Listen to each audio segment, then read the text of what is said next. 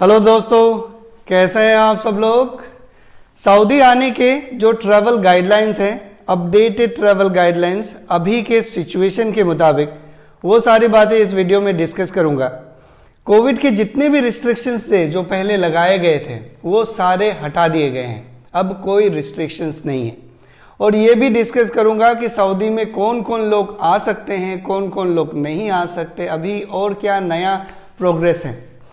अगर आप चैनल को सब्सक्राइब नहीं कर रहे हैं तो चैनल को सब्सक्राइब कर लीजिए और वीडियो को कंप्लीट देखिए ताकि आपको कंप्लीट इन्फॉर्मेशन हो।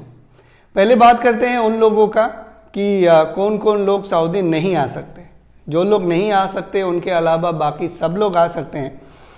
जिनको पहला वो लोग हैं जिनको सऊदी से डिपोर्ट किया गया है। डिपोर्ट मतलब नॉर्मल एग्जिट नहीं होके एबनॉर्मल एग्जिट कराया गया है। जैसे कि कुछ गलत काम कर रहे थे तो पुलिस ने पकड़ लिया, पुलिस ने उनको भेज दिया, या फिर जेल में थे तो जेल से उन्हें भेज दिया गया। ये सारे जो वायलेशन हैं इसके लिए उनको लाइफ टाइम बैन कर दिया जाता है, वो लोग नहीं आ पाएंगे। और दूसरा वो लोग जो यहाँ से एग्जिट री एंट्री वीज़ा में गए थे इंडिया या फिर अपने देश, और वीज़ा का वैलिडिटी के अंदर वापस नहीं आए, वो लोग 3 साल तक नहीं आ सकते। 3 साल से अगर पहले आना है तो उसी स्पॉन्सर के अंदर आ सकते जिनमें पहले वो काम करते थे। तो ये 2 मेजर कैटेगरी है जो लोग सऊदी नहीं आ सकते। एक का लाइफ टाइम नहीं आ सकते, हमेशा नहीं आ सकते, और दूसरा 3 साल तक के लिए नहीं आ सकता। लेकिन इन दोनों कैटेगरी में भी लोग आ सकते हैं सिर्फ उम्रा के लिए या फिर हज के लिए। ओके, तो ये 2 लोग थे जो नहीं आ सकते हैं, बाकी सब लोग सऊदी अरेबिया आ सकते हैं। उसके लिए वीज़ा चाहिए होता है। वो वीज़ा का प्रोसेस मैंने आप लोगों के साथ बहुत सारे वीडियोस में शेयर करा है। जो वीज़ा का प्रोसेस है वो और भी सिंप्लीफाई हो गया। कल मैं एक आर्टिकल पढ़ रहा था जिसमें ये लिखा हुआ था कि अब जो टूरिस्ट वीज़ा है वो 10 दिन में मिलेंगे। इससे पहले जो मैंने आप लोगों के साथ वीडियो पब्लिश करा है उसमें भी ये मैंने शेयर करा था कि जो जीसीसी कंट्री के रेसिडेंट हैं, ओके, वो ऑनलाइन भी अप्लाई कर सकते हैं सऊदी का टूरिस्ट वीज़ा। तो बहुत सारे जो वीज़ा एप्लीकेशन प्रोसेस है वो सिंप्लीफाई हो गया है। तो अगर आपको सऊदी अरेबिया आना है तो आपको वीज़ा लेना पड़ेगा। अगर आप इंडियन हैं तो आपको वीज़ा लेना पड़ेगा। बाकी पाकिस्तान, बांग्लादेश और जो भी जितने एशियन कंट्रीज है सबको वीज़ा लेना पड़ेगा। अब बात करते हैं ट्रैवल डॉक्यूमेंट्स के बारे में। अगर आप सऊदी अरेबिया आ रहे हैं तो आपके पास कौन कौन से डॉक्यूमेंट्स होने चाहिए।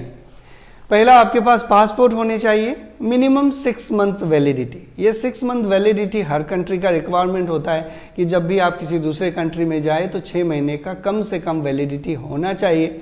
ये कहीं लिखा हुआ नहीं है लेकिन ये अंडरस्टूड है। और उस पासपोर्ट में कम से कम 2 ब्लैंक पेजेस होने चाहिए। दूसरा, आपके पास में सऊदी का वीज़ा होना चाहिए। अगर आप नॉन रेसिडेंट वीज़ा में आ रहे हैं तो वो पासपोर्ट में ही स्टम्प होगा, और अगर आप रेसिडेंट हैं, आपके पास इकामा है ऑलरेडी, तो आपके पास वो इलेक्ट्रॉनिक वीज़ा रहता है एग्जिट री एंट्री का। बाकी जो अगर वर्क विजिट वीज़ा में आ रहे हैं, नए आ रहे हैं, पहली बार आ रहे हैं, मतलब नए वीज़ा में आ रहे हैं, उस वीज़ा में पहली बार आ रहे हैं तो उनका वीज़ा स्टम्प होगा। दूसरा बात। और तीसरा, आपके पास फ्लाइट टिकट्स होने पड़ेंगे। ये फ्लाइट टिकट्स जो विजिटर्स हैं उन लोगों को आने का भी होना चाहिए और जाने का भी, रिटर्न विद फ्लाइट टिकट होना चाहिए। ये रिटर्न टिकट का एक कॉन्सेप्ट है, लोग टिकट करवाते हैं फिर कैंसिल करवाते हैं, वो उनका अरेंजमेंट रहता है, पर आपको आने का भी चाहिए और यहाँ से जाने का भी चाहिए। ये रिटर्न टिकट सिर्फ विजिटर्स को चाहिए, जो रेसिडेंट वीज़ा वाले हैं उनको नहीं चाहिए, इकामा वाले को नहीं चाहिए। ओके, ये 3 चीज़ जो है वो मैंडेटरी है हर किसी के लिए। चौथा एक है ट्रैवल इंश्योरेंस। ये ट्रैवल इंश्योरेंस सिर्फ जो विजिटर्स हैं, जैसे कि फैमिली विजिट वीज़ा वाले या फिर टूरिस्ट वीज़ा वाले या फिर बिजनेस वीज़ा वाले, इन सारे लोगों को चाहिए। तो ये 4 डॉक्यूमेंट्स हैं जो आप सब लोगों को चाहिए सऊदी आने के लिए। अब बात करते हैं कुछ ट्रैवल रिस्ट्रिक्शंस के बारे में जो ऑलरेडी लगाए गए थे लेकिन अब पालन किए नहीं जाते हैं। उसमें से पहला है अराइवल रजिस्ट्रेशन, जो हम मुकीम में करते थे। अब ऐसा कोई ऑफिशियल गाइडलाइंस तो नहीं आया है जो ये बोलता है कि मुकीम का रजिस्ट्रेशन नहीं चाहिए, लेकिन एयरपोर्ट में पूछा नहीं जाता है और ट्विटर में एक में सऊदी टूरिज्म का एक ऑफिशियल ट्विटर हैंडल है, उसमें किसी ने एक सवाल पूछा था तो उन्होंने रेस्पॉन्स में बताया है कि मुकीम रजिस्ट्रेशन नहीं चाहिए। तो मुकीम रजिस्ट्रेशन बिल्कुल नहीं चाहिए। ओके, और जो वैक्सीन रिक्वायरमेंट्स है उसमें जो लोग फुल्ली वैक्सीनेटेड नहीं है या फिर ज़ीरो वैक्सीन लिए हैं वो भी सऊदी अरेबिया आ सकते हैं। ओके, तो वैक्सीन रिक्वायरमेंट भी नहीं चाहिए। तीसरा, कोविड RT-PCR टेस्ट का रिक्वायरमेंट वो बिल्कुल हटा दिया गया है, चाहे आप वैक्सीनेटेड हो नॉन वैक्सीनेटेड हो तभी भी आपको कोविड RT-PCR टेस्ट नहीं चाहिए। ये 3 कोविड रिस्ट्रिक्शन थे और चौथा ये था इंस्टीट्यूशनल क्वारंटीन, वो तो बिल्कुल ही बहुत दिन पहले हटा दिया गया। तो ये सारे ट्रैवल गाइडलाइंस थे। अब उनके बारे में भी थोड़ा बहुत डिस्कस करते हैं। जो यहाँ से ट्रांजिट कर रहे हैं, जो यहाँ आएंगे एयरपोर्ट से ही दूसरे जगह ट्रांजिट करेंगे, जैसे कि कई बहुत सारे ऐसे फ्लाइट्स होते हैं जो यहाँ से सऊदी होते हुए दूसरे यूरोपियन कंट्रीज़ में जाते हैं।